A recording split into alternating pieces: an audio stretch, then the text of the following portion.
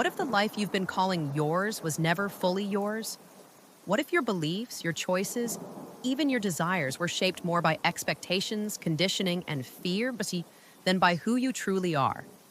That thought is uncomfortable because if it's true, then who are you really? But that discomfort is not a problem, it's the beginning.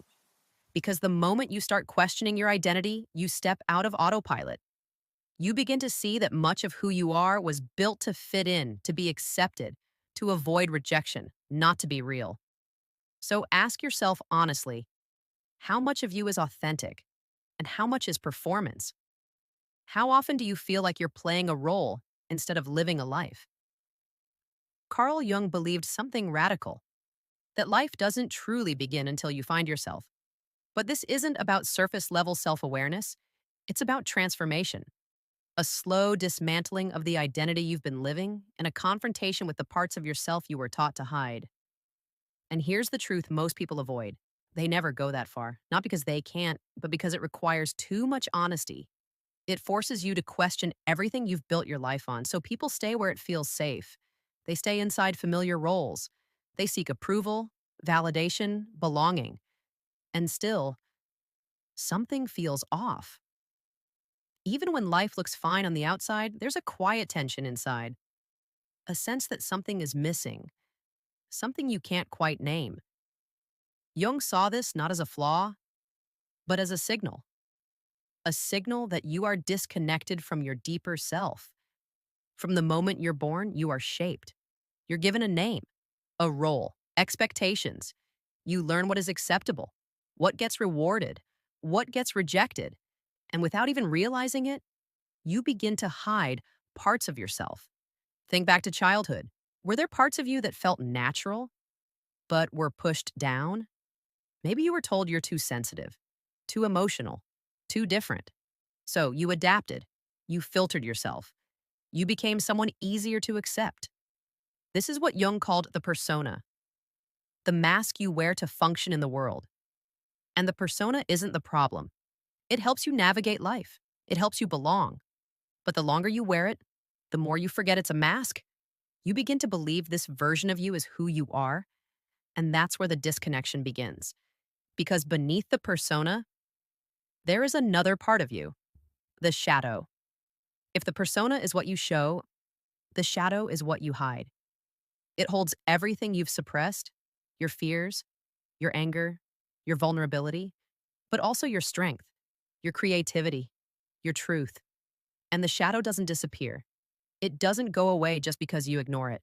It stays beneath the surface, quietly shaping your reactions, your behavior, your relationships. It shows up in subtle ways, in emotional triggers, in overreactions, in the traits you strongly dislike in others. Jung called this projection. What disturbs you in someone else often reflects something hidden within you, not always, but often enough to matter. And this is where everything starts to shift. Because the shadow is not your enemy. It's the missing part of you, the parts you rejected, may actually hold your authenticity, your energy, your depth. Jung didn't believe growth meant eliminating the shadow. He believed it meant integrating it, facing it, understanding it, bringing it into awareness so it no longer controls you from the background. And when you do that, something changes. Not instantly, not dramatically, but deeply. You become more real, more grounded, more stable.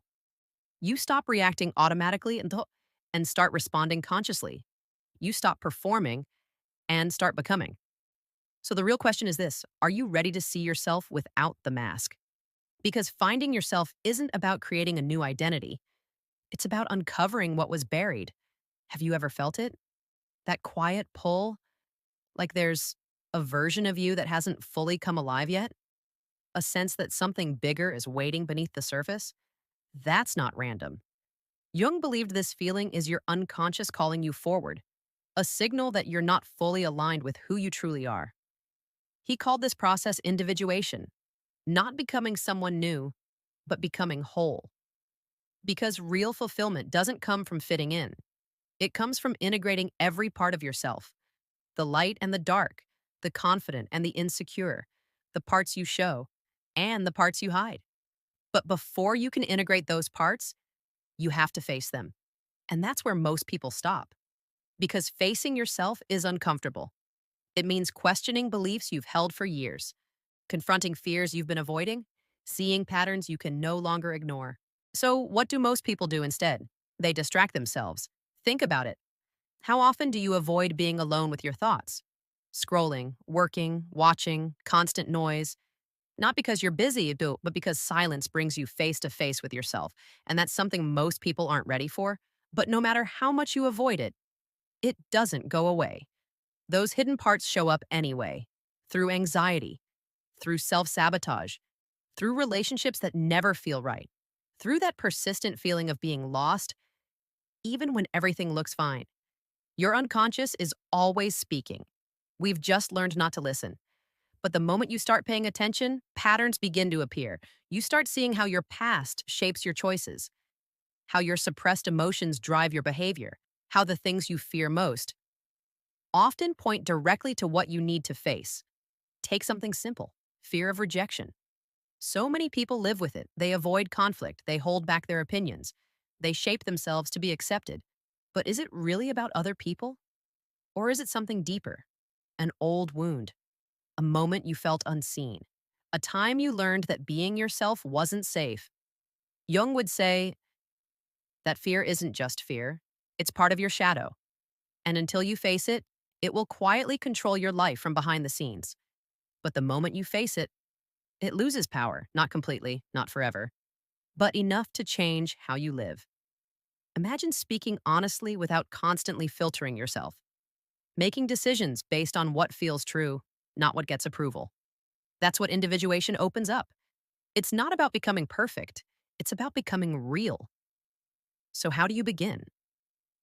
Jung believed the unconscious speaks through symbols, through dreams, through emotions, through patterns you keep repeating. That's why introspection matters.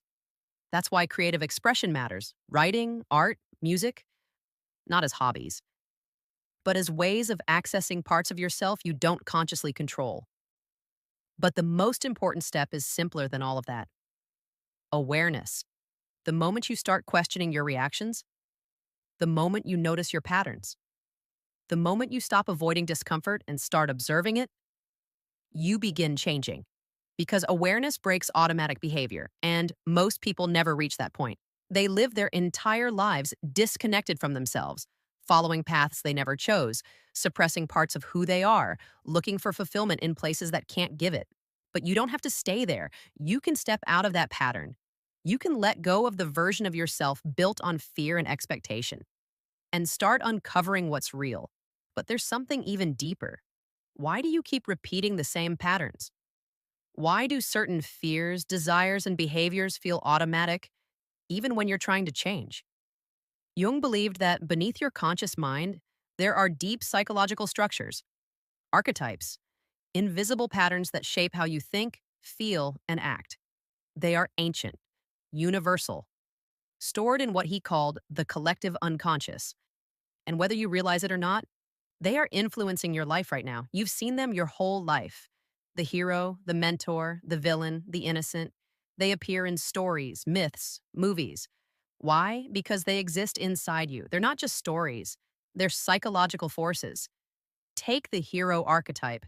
This is the part of you that wants more meaning, more growth, a better version of yourself. It's the voice that pushes you forward. But there's always something that pushes back: the shadow. In every story, the hero has to face something dark. That's not fiction. That's your inner world. Have you ever felt ready to change, but something inside resisted? Like you knew what to do but couldn't follow through. That's the tension between the hero and the shadow. And most people make the same mistake. They try to silence the shadow, ignore it, suppress it, outrun it. But real change doesn't happen when you fight the shadow. It happens when you understand it. Take self doubt. Most people try to get rid of it, but what if it's not the enemy? What if it's a signal? Where did it come from? Is it truly yours or something you absorbed? And more importantly, what is it trying to show you? Because sometimes hidden inside doubt is awareness, depth, reflection, the ability to see what others miss. When you stop treating your struggles as flaw and start seeing them as messages, everything changes. Jung also spoke about the balance between inner energies, anima and animus, not about gender, but about psychology, emotion, intuition, creativity, and logic, structure, direction. Both exist within you, and when they're out of balance, you feel it. But when they're integrated, something shifts. You become more complete, more stable, more aligned. Because you don't find yourself by choosing one side. You find yourself by integrating all of it: the light and the dark, the strong and the vulnerable, the known and the unknown. That's what individuation really is, not becoming different, becoming whole. But even that isn't the deepest layer, because there's one more illusion: the illusion of who you think you are. Most people believe their identity is fixed, that they are a single, stable self shaped by their past. But Jung saw something radically different. The self is not static, it's expanding, evolving, far bigger than the version you identify with. What if the you believe in right now is only a fragment, a small expression of something much deeper? Jung described this as the true self, not the ego built on labels, fears, and roles, but the totality of who you are beneath all of it. And once you begin to see that, everything changes, because you're no longer trying to protect a fixed identity. You're discovering something far more powerful. The ego says, "This is who I am. This is who I'm not." It creates boundaries. It keeps you anchored to what feels familiar. But it also keeps you small. Because the more tightly you hold onto one version of yourself, the harder it becomes to grow beyond it. Here's the shift: you are not meant to stay the same. You are meant to evolve. And the moment you loosen your grip on who you think you are, everything opens. New possibilities, new perspectives, new ways of being. So, how do you actually begin? Step into the unknown.